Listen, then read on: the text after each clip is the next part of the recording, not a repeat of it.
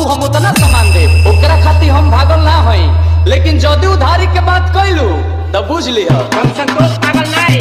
देत बारू हतनी मांगा तारू हतना अतने पैसा में सामान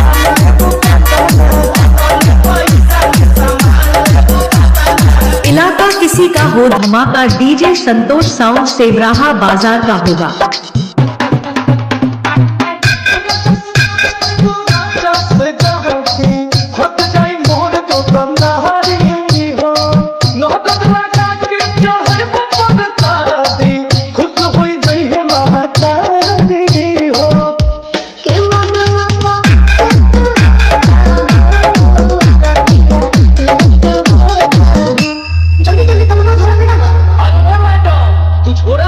चाहे बोरा में दबाव ओकरा खातिर हम भागल ना होई। लेकिन जदि उधारी के बात कइल तो बुझ लिह हम संतोष पागल नहीं। देत बारू हतनी मांगा तारू हतना अतने पैसा में सामान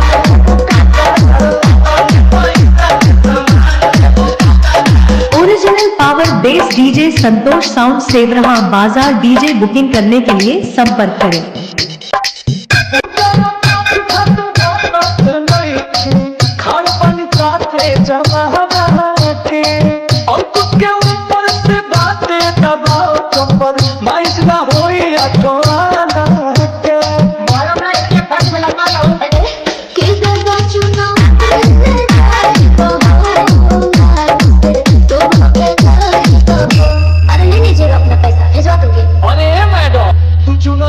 सुनरी बनो ओकरा खातिर हम भागल ना है।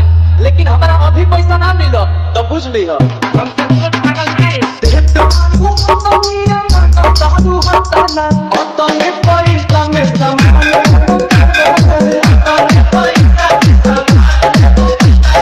Original power bass DJ Santosh sound Sevraha बाजार। डीजे बुकिंग करने के लिए संपर्क करें। मोबाइल नंबर है 76 6 72 0 0 6 87।